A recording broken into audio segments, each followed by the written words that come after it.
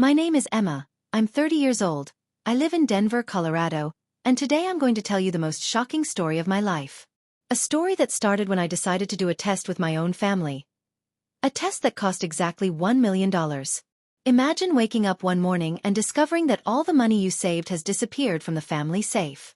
I'm not talking about a few bucks, no. I'm talking about $1 million in cash. And the worst part, finding out who stole it and why will shock you as much as it shocked me. If you're curious, stay until the end because I promise that the twist in this story will surprise everyone. And please leave a like if you've ever been through a complicated family situation, because unfortunately this is more common than we think. To understand this story, I need to go back in time a little and explain how we got to this point. My family has always been complicated. My parents, Robert and Margaret Thompson, own a small chain of restaurants here in Denver. Nothing fancy, but it was enough to make a good living, you know? I have two siblings, Michael, 32, who has always been the family favorite, and Sarah, 28, who followed exactly in the footsteps my parents expected. Michael graduated in business administration, married young, gave my parents 2 grandchildren, and works in the family business. Sarah graduated in education, also married young, has a 3-year-old daughter, and works at a private school here in the city. And me? Well, I've always been the black sheep. Ever since I was little I was different. While my brothers played house and went to school, I was setting up small businesses in the neighborhood. At 8 years old, I was selling lemonade, at 12 I was making jewelry for the girls at school, and at 16 I already had a small business organizing children's parties. My parents never understood this. For them, I should have followed a more traditional path. They always said, "Emma, why can't you be more like your brothers? Why do you always have to complicate things?" When I was 18, when I graduated from high school, something happened that completely changed my relationship with my family. It was time to choose a college, and I had been accepted to one of the best business schools in the country, the University of Colorado Boulder. I was so excited. It had been my dream to study entrepreneurship and economics. But when it came time to talk about who would pay for college, my father sat me down in the living room and said something I'll never forget.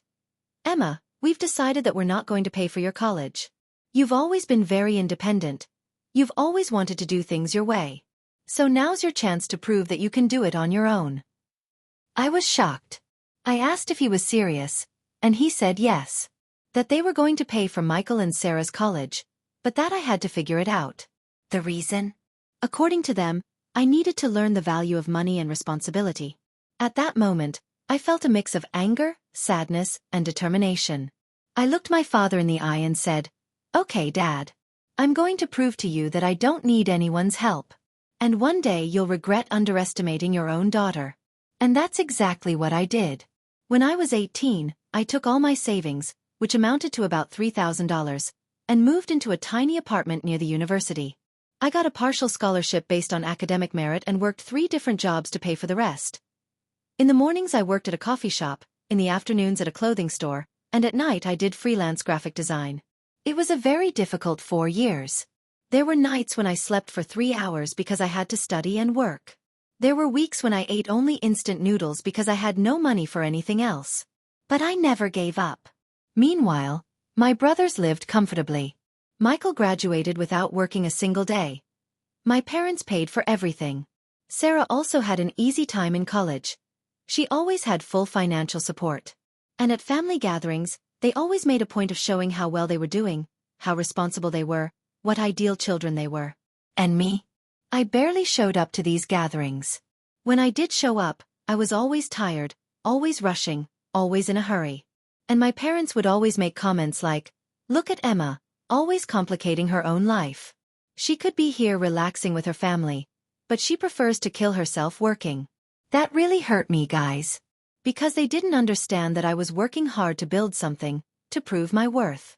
They saw my struggle as stubbornness, as foolish pride. But life has these ironies, right? Because it was exactly this struggle that made me grow in a way that my brothers never grew. Each obstacle made me stronger, more creative, more determined. I graduated with honors in business administration with a focus on entrepreneurship.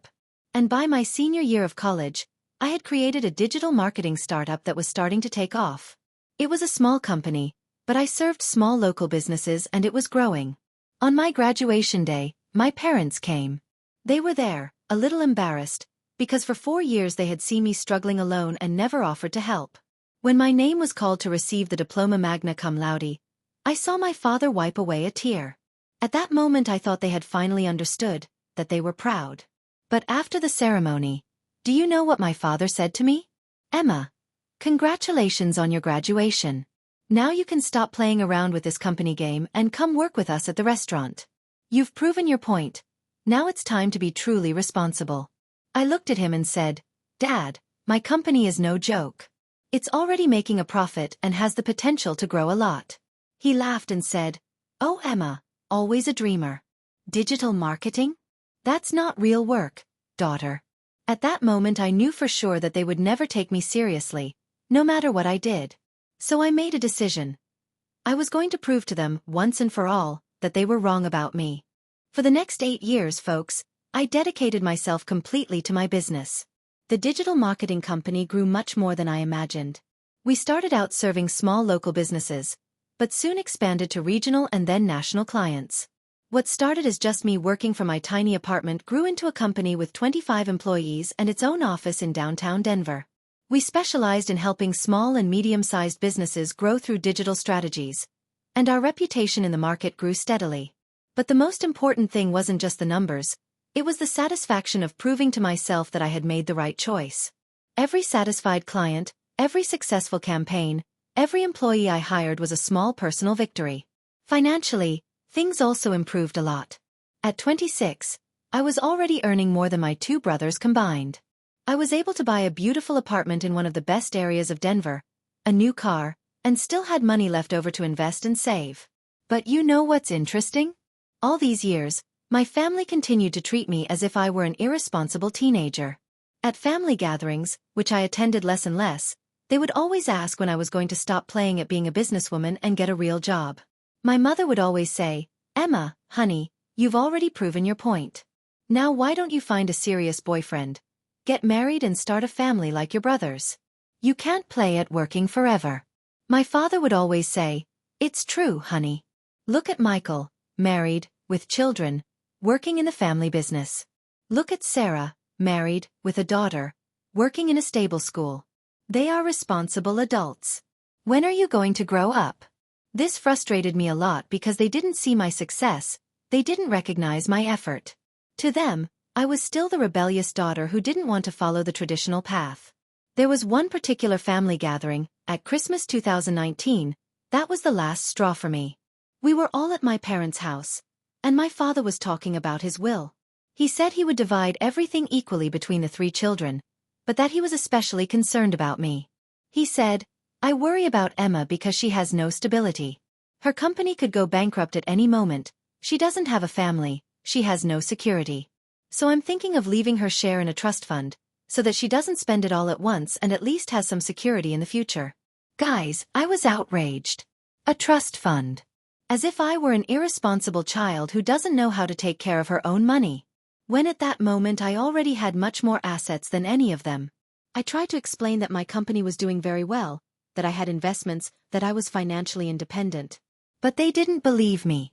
Or rather, they didn't want to believe me. Michael even laughed and said, "Emma, everyone who has a small business thinks they're rich. But when reality hits you, you'll see that a stable job is what's important." Sarah added, "It's true, Emma. You live in this fantasy of success, but deep down we know that you are always worried, always chasing clients. That is not life." At that moment I realized that no matter what I did, they would never respect me. I could have the most successful company in the world and they would still see me as the irresponsible daughter. That was when an idea began to form in my head. An idea that at first seemed absurd, but that gradually gained strength. What if I did a test? What if I proved to them once and for all who I really was? Over the next few months this idea matured. I began to plan something that would be both a test of trust and a test of character. Something that would reveal the true nature of my family. At the beginning of 2020, my company had an exceptional year. Even with the pandemic, we quickly adapted to the digital market and our clients needed our services even more. It was the year in which I finally became a net millionaire. When I say net worth, folks, I'm talking about money that I actually had available, not including investments, not including the value of the company, not including real estate. Money that was in my bank account, that I could withdraw at any time. And that's exactly what I did. In December 2020, I went to the bank and withdrew exactly $1 million in cash. Yes, you heard that right. $1 million in $100 bills. The bank manager thought I was crazy. He called me into a private room and asked if everything was okay, if anyone was threatening me, if I was sure what I was doing. There were 10,000 $100 bills. 10 bundles of 1,000 bills each. It weighed almost 20 pounds. I put it all in a large suitcase and took it home. That night, I stared at that money and finalized my plan. It was risky, but I needed to know. I needed to know for sure about my family once and for all. On December 23, 2020, I called my mom and told her I wanted to spend Christmas at their house, like the old days. She was super happy because it had been a long time since I had spent the holidays with my family. I arrived there on the morning of the 24th, carrying my suitcase.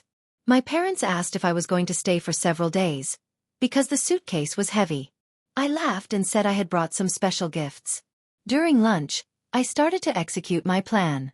I told them I had a surprise for the family, something that would show how much I trusted them and how much our union was important to me. My dad asked, "What surprise, Emma?" I took a deep breath and said, "Dad, Mom, I want to share with you a very important achievement in my life. This year, my company had the best result in history. I finally managed to fulfill a dream, to become a millionaire." Michael laughed and said, "Emma, every businessman says he is a millionaire. But assets on paper are not real money."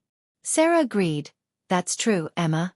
You may have a company valued at $1 million, but that doesn't mean you have $1 million in your bank account."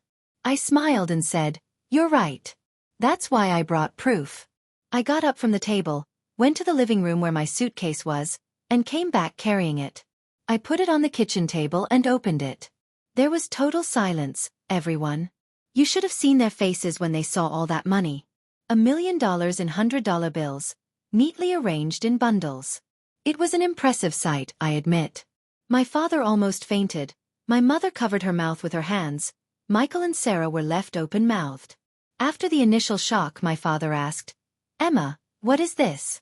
Where did all this money come from?" I explained, "This is the net profit of my company this year. Clean money with taxes paid, the result of my work over the last 8 years. I withdrew it all from the bank to show you that my success is real." My mother, still in shock, asked, "But daughter, why did you bring all that money here? This is very dangerous."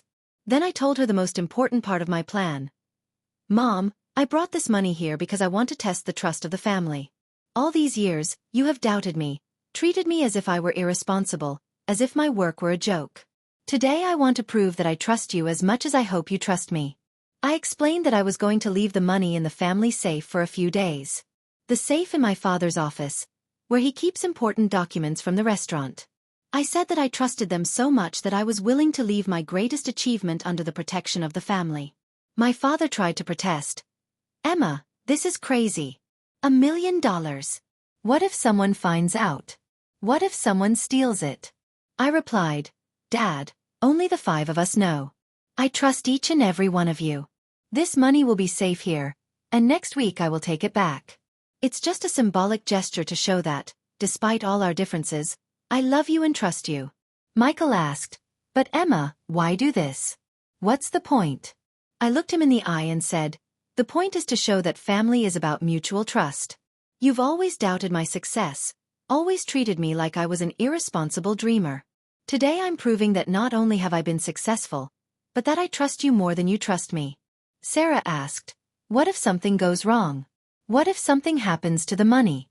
I replied, "Nothing will happen, Sarah. Because we're a family.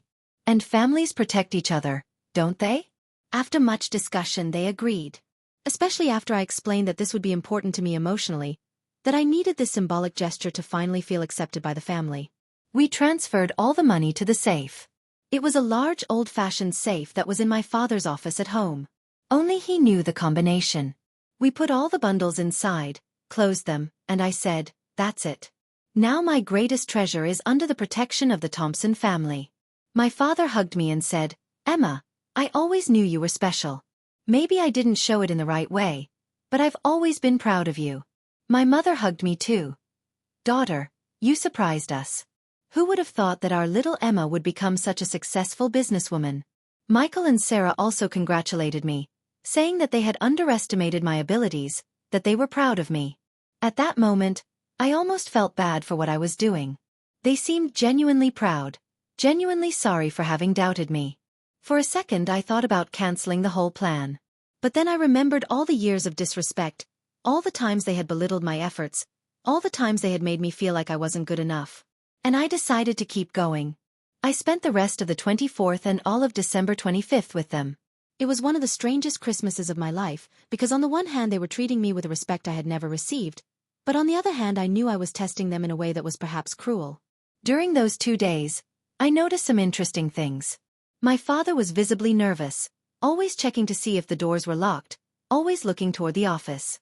My mother was also agitated, commenting several times about how dangerous it was to have so much money in the house. Michael and Sarah, on the other hand, seemed strangely calm. They made jokes about me being the millionaire sister, commented on how surreal it was to have so much money around. But there was something about their behavior that bothered me, an excessive naturalness. On the morning of the 26th, I said I had to go home, that I had some things to take care of at the office before the end of the year. They tried to convince me to stay longer, saying it was good to have the family together. Before I left, I went to the office with my father to check the safe. He opened it, we showed him that the money was there, all right, and he closed it again. I said, "Dad, thank you so much for taking care of my treasure. I'll come back next week to get it." He hugged me and said, "Emma, you can leave it with me. Your money is safer here than in the bank." I left there with very conflicting feelings. Part of me hoped that nothing would happen, that I would come back the following week and find everything in place. That would mean that my family really loved and respected me. But another part of me, the part that had been hurt for so many years, almost expected something to go wrong. Because if it did, at least I would have definitive proof that my feelings of rejection were justified. I spent the next few days in terrible anxiety. I couldn't concentrate on work. I couldn't sleep properly. I kept imagining scenarios, thinking about what could be happening. On January 2nd, 2021, exactly 1 week after I had left the money there, I called my father. "Emma, honey. How are you?" He sounded nervous. "Hi, Dad, how are you? I was wondering if I could come by this afternoon to pick up my money." There was silence on the other end of the line. A silence that lasted too long. "Dad, are you there?" "Yes, I am, daughter. It's just that. Well, we need to talk." My heart raced. "Talk about what, Dad?" "You better come here, Emma. Then we can talk in person." "Dad, did something happen to my money?" Another silence. "Emma, you better come here. Your mother wants to talk to you too." I hung up the phone with shaking hands. I knew something had happened. Part of me was devastated, but another part was almost relieved. I was finally going to get the answers I was looking for. I arrived at my parents' house an hour after that call. My father was waiting for me in the living room, with an expression I had never seen before. It was a mix of embarrassment, nervousness, and something that looked like guilt. My mother was also there, sitting on the couch, avoiding my gaze. The atmosphere was tense, heavy. I knew my suspicions were being confirmed. "Dad, where's my money?" I asked straight to the point. He sighed deeply and said, "Emma, sit down because we need to explain something to you." "I'd rather stand." "Where's my money?" My mother finally spoke. "Daughter, something terrible happened. Someone broke into the house and stole the safe." I looked at her and asked, "When did this happen?" "It was the night before last," my father replied. "We didn't want to call you right away so as not to worry you. We thought we'd solve it first, call the police, see what we could do." "And did you call the police?" I asked. They looked at each other. "Well, not exactly," my mother said. It's complicated to explain to the police why I had $1 million at home." I felt my blood boil. "Are you telling me that my money was stolen and you didn't call the police?" "Emma, try to understand our situation," my father said. "How do we explain this? The police will ask 1,000 questions. They'll want to know where the money came from. It could complicate your situation with the IRS. Dad, I told you the money is clean. It has all the documentation. Why didn't you call the police?" Another awkward silence. That's when I knew for sure. They were lying. I want to see the safe, I said. Emma, there's nothing to see. They took the whole safe. Then show me where the safe was. I want to see the office. They reluctantly took me to the office. And sure enough, the safe was gone. But something was wrong.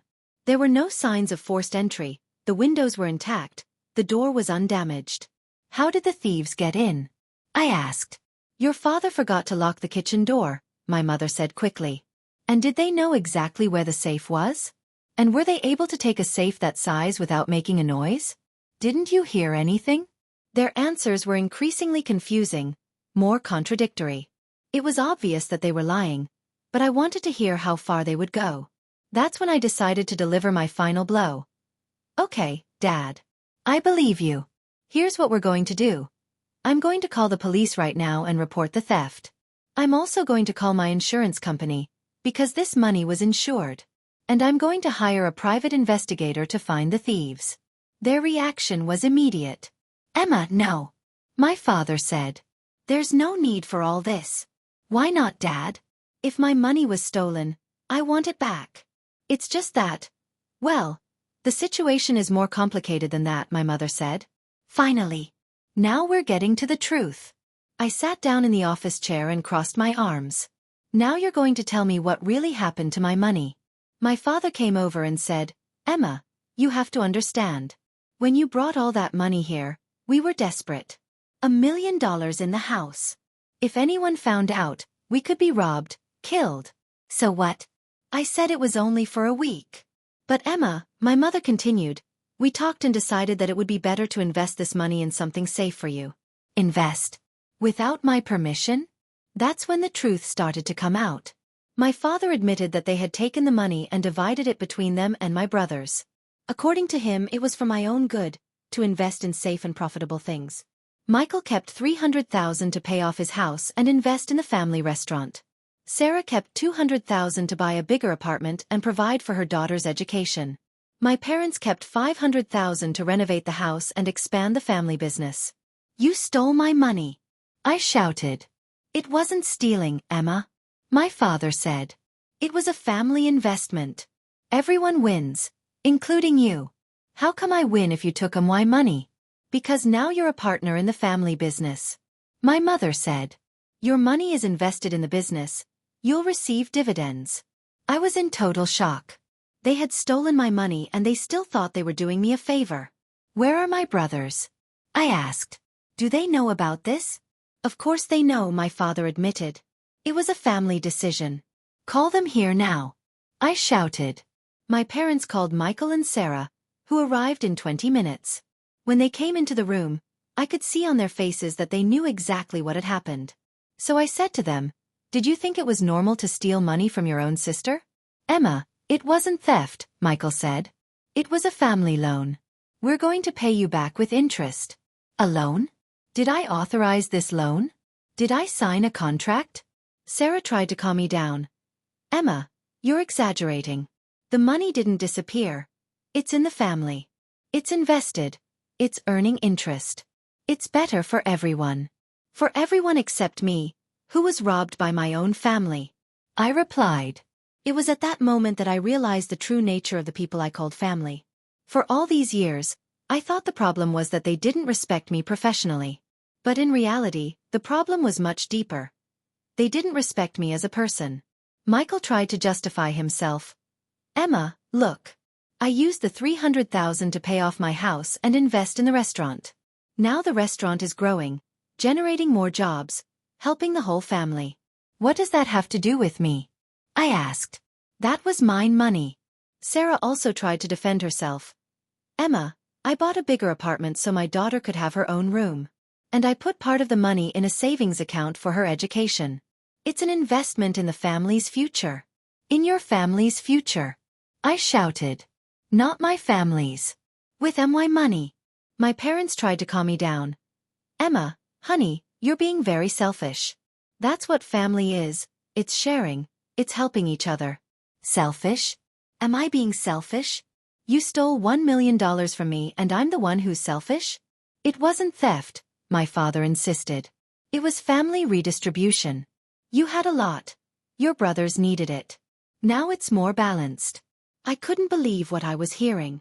They really thought they had done the right thing. In their minds, I had too much money and they were entitled to a share.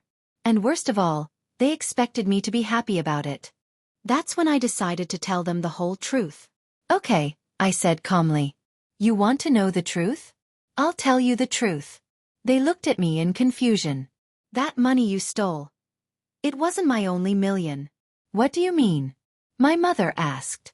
That money was a test. A test to see if you really loved and respected me, or if you were exactly what I suspected you were. Michael laughed. Emma, stop making excuses. You're mad because we found out about your tax evasion scheme. Tax evasion scheme? I asked. Do you think I evaded taxes? Well, Sarah said, no one has $1 million in cash without evading something. I took out my phone and opened my banking app. I showed them my checking account statement.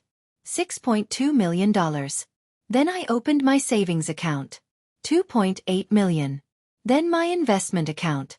$4.3 million. The silence in the room was total. You stole $1 million from someone who has more than $13 million in the bank, he said. You stole 10% of your own sister's wealth because you thought you were entitled to it. My father was pale. Emma, is that true? Totally true, Dad. Do you want to see my income tax from last year? Everything is declared, everything is legal, all taxes paid. I took out my wallet and showed my black card from the bank, my platinum card from the other bank, my investment cards. Do you know why I took this test? I asked. Because during all these years, you treated me as if I were a failure, as if my success was a lie, as if I was irresponsible. I wanted to prove to you that I trusted you more than you trusted me. Sarah tried to speak. Emma, we didn't know. We didn't know what? That I was really rich? Or that you were thieves? Michael defended himself. We thought we were helping you. Helping? You stole my money in less than a week. 1 week. I trusted you with my greatest treasure and you didn't even last 7 days. My mother started to cry. Emma, we made a mistake. We can give the money back. Can you give it back? I asked. Michael, can you give me back the $300,000 you spent paying off your house? He was silent. Sarah, can you give me back the $200,000 you spent on the apartment and your daughter's savings account? She was also silent. Dad, Mom, can you give me back the $500,000 you invested in the restaurant? My father sighed. Emma, it's going to take a while for us to get all this money back. Is it going to take a while? In other words, you spent my money on things that can't be undone, and now you want me to be patient to get back what's mine? The situation was clear. They had taken my money thinking that I would never find out, or that I would accept it without any problems. And when they were confronted, they made up the story of theft. When the story of theft didn't work, they made up the story of the family investment. But the reality was simple. They saw an opportunity to take money that wasn't theirs, and they took it. Guys, at that moment I had to make one of the hardest decisions of my life. I could fight, sue them, make a scene. Or I could use this situation as an opportunity to finally establish clear boundaries. I chose the second option. Okay, I told them. Do you want to treat this as a family investment? Then let's treat it as a professional family investment. I picked up my phone and called my lawyer. In front of them, I explained the whole situation and asked him to prepare formal loan agreements for each of them. Emma, what are you doing? My father asked.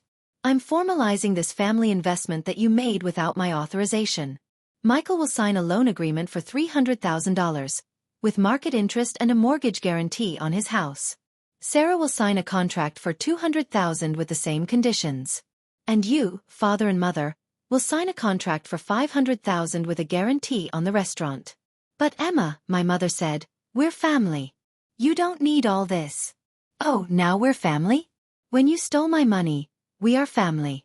When I trusted you, I was being naive. Decide.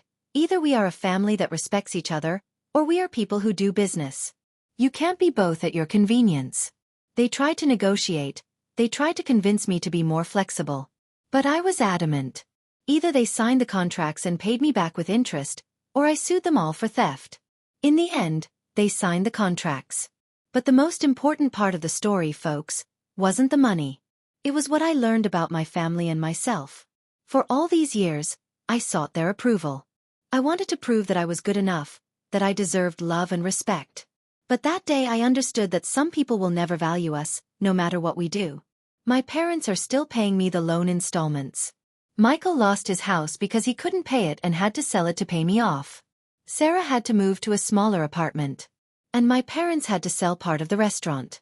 Do I feel bad about that? No. Because they made their choices. They chose to steal instead of trust.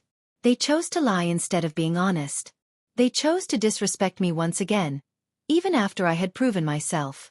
Today, 2 years later, my relationship with my family is different. It is no longer based on me trying to prove something to them. It is based on mutual respect and clear boundaries. I have learned that we do not need anyone's approval to be successful. Not even our family. And I have learned that trust is built little by little, but is lost in an instant. The test I took with that money revealed who they really were. But it also revealed who I really am. Someone who does not accept being disrespected, someone who knows their own worth, someone who does not need external approval to be happy. What about you guys? Have you ever been in a similar situation in your family? Have you ever felt disrespected by people who should support you? Tell us in the comments, because unfortunately this type of story is more common than we imagine. And if you've made it this far, leave a like and subscribe to the channel because this story wasn't easy to tell. But I think it's important to share it so that other people know that they're not alone in this type of situation. Thank you for watching, and see you next time.